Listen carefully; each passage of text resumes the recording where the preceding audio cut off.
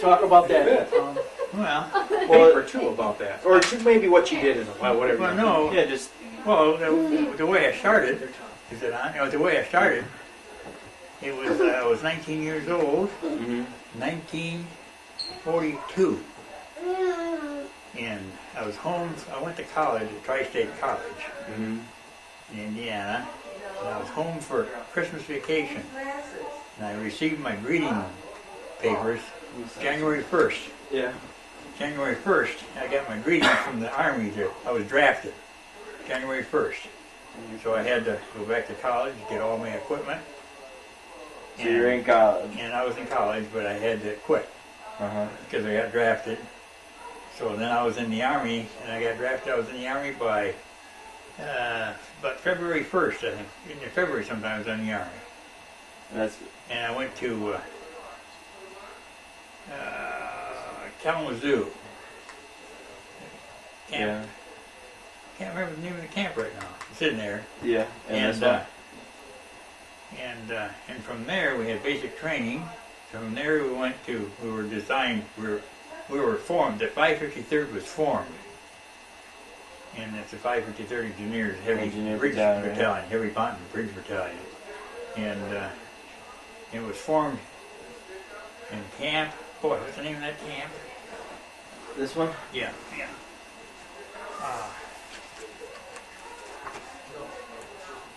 So did you sign up for the engineer battalion? No, I didn't sign up. They put me there. Just gave you a number and said you're Yeah, going. they gave me a number, and I was in. They trained you for that Yeah. purpose? Oh boy, I can't remember the name of the camp. Anyway, you can get the name of the camp. And the 553rd Engineer Bridge Battalion was formed in near Kalamazoo, and then they were sent to Camp Swift, Texas. Yeah. Camp Swift was the name of it. It was near Austin, Texas, and we had basic training there.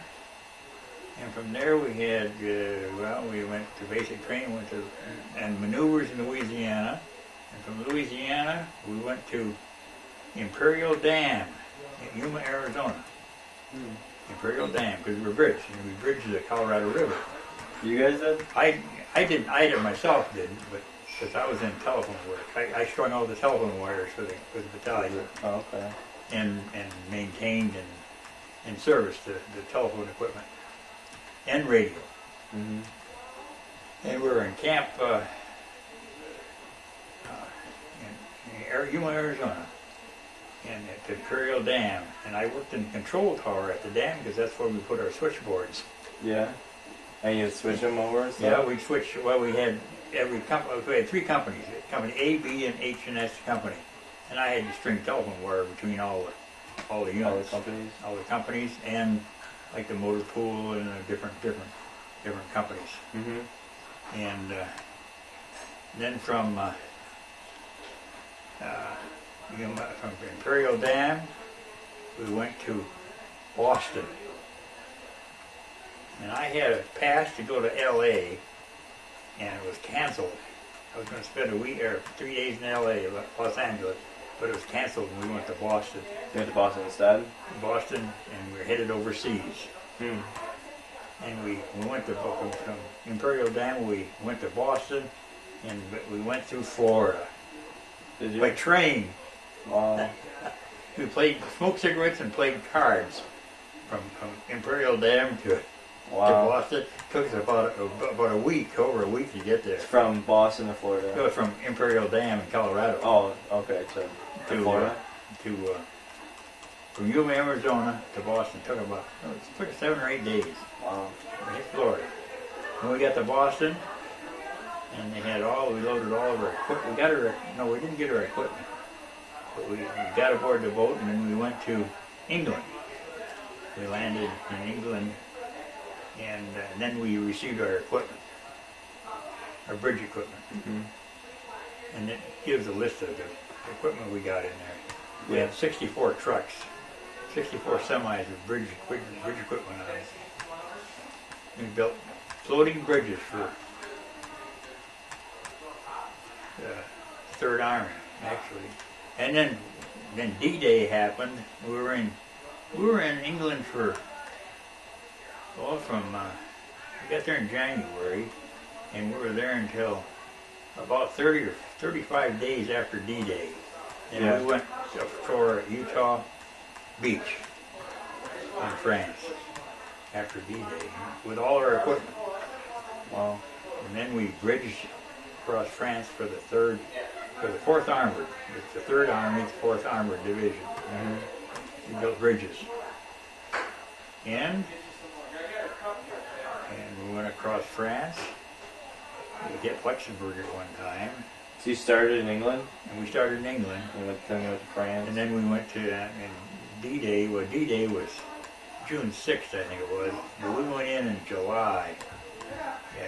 We landed in France in July and with all our equipment. Mm-hmm. And we built bridges across France to Germany. So were you like before a lot of the infantry because you're building the bridges? No. The infantry was always ahead of us. The infantry and the combat engineers were ahead of us. So you kind of built the bridges for We all built the supplies. bridges for the tanks. Oh, for the heavy. Heavy equipment. We built for the heavy. We built bridges for the Sherman tanks. Mm-hmm. The bridges had steel boats, but and for the big Shermans we had to put rubber pontoon boats between the steel ones Oh to wow. hold the weight. And the bridge, as your tank would go over the bridge would buckle. You see it, the bridge would buckle. Did any of them ever flexible. break or anything? Huh? Any of them ever malfunction or break? Oh yeah. And then the Germans would hit the bridge sometimes with their shells. Yeah. And then it had to be repaired. Of course, I was doing telephone work all this time. Yeah. So I was lucky in a way. Because I was always on the switchboard or stringing telephone wire. Yeah. One time I'm up the telephone pole, I hear this rat-tat-tat-tat. Yeah. And it was our own airplane. I kicked my spurs out of the pole and I slid down the pole, but it was one of our own airplanes strafing the Germans across the river. Oh really? Yeah. And they were just buzzing over your head. Well, they buzzed over my head. See, I didn't know whose plane it was until I So got you down, slid down the pole. going down the pole. And it was one of our own planes strafing the Germans across the river. And that's the way it was across France. Every day we'd move. When the armor would move, when the tanks would move, we'd move. Mm-hmm. Sometimes we move every day. In our battalion, we had our own. It's a funny thing. We had our own city. The battalion. There's 3 companies in the battalion. We had our own water department. We made our own water, filtered our own water, Wow. and we had everything. We were self-sufficient. Self-contained. Yeah. Yeah. Interesting. Yeah. Any place you went, you had the whole thing. Oh. And of course, we went across France and into Germany. And we never bridged the Rhine. Our equipment was so I never could figure that out, what happened, but we didn't. We were doing something else, and we didn't bridge the Rhine. No. Those are like the big river in Germany. That's the big river. That was the final river, the Yeah. Rhine River. Oh. Yeah. And of course the war was over. The war was over, and we came home, and I got home in December Yeah. 45. December 15th of 45, I think. Yeah. Yeah. I had enough points I could have got out when the war was over. And the atomic bomb saved because would give us a new Bailey type bridge. When the war was over in Germany, they gave us a Bailey type bridge. Yeah. And that was like an erector set bridge. It was all steel. And they give us mosquito netting and bayonets for our rifles. But you got out before they did. And they dropped the bomb. They dropped the big bomb, and we come home. Wow. That stopped everything else. Or else Why was that? Because of where you were heading to? well, we were heading to the islands, yeah. We were heading overseas to Japan, yeah. Wow. And they dropped the bomb, the nuclear bomb. And after they dropped the bomb, the war was over. Jeez. Yeah, there's a map here of what started. Yeah, the out map. there. The map shows there. The map. That's quite a book now. One of the major Kevin, his son made that book up with all the information he got from all of us. Uh-huh. He made that book up. It's a good book. Oh yeah, there's pictures. That's courtesy Ray Olsen. Yeah, I got a bunch of pictures in there. Yeah. Cool. So you can go from that and make your. Yeah. Make your, Do you have any like stories, like little? no. Well, one time I was down in the basement. We had our motor pool was repairing trucks. They were repairing the radiator. The roads are so rough over there that the radiators got shook right out of the trucks. Really? The radiators, yeah, got destroyed. Uh-huh. So they were the motor pool. They were welding frames to put around the radiators, and they were down in this basement of this building. And I'm down in the basement, and I grab a conduit, and it was hot. And just by luck, my weight of my body, grabbing that conduit and shaking, tore the pipe down, and released the electricity so I could let go. And that saved my life. By electricity? Yeah, I was getting shocked with electricity. Because you would get electrocuted, you get held out. I would have been electrocuted if the pipe wouldn't have broke. Oh. Something broke someplace, and because I was hanging on. Yeah, you couldn't let go. Yeah, couldn't let go. And the tighter you squeeze, the more electricity you got. Yeah, that's not good. Yeah, that's one instant.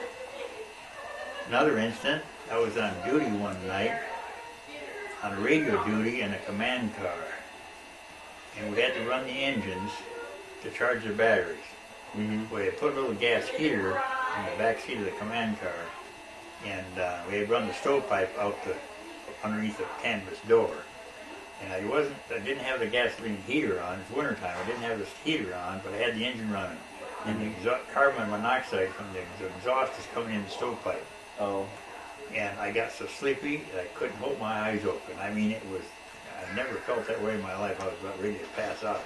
Yeah. And I got out of that truck, and I stepped 2 or 3 feet from the truck, and I passed out. And when I passed out, I hit my head on a wall or something. Yeah. I woke up and I'm on the ground outside the truck. No one else was in there though? Oh no, I was alone out in the middle of the field. Oh, by yourself? By myself in a command. Was it at night? Yeah, no, in the middle of the night, 3 o'clock in the morning. I was in 2 o'clock in the morning, and I finally come to, and I started for the house. We had took over the house. We were living in a house, and every time I get my head above my waist, I'd pass out. Oh, you were bad. That'd be an awful way to go. Did somebody find you? So I finally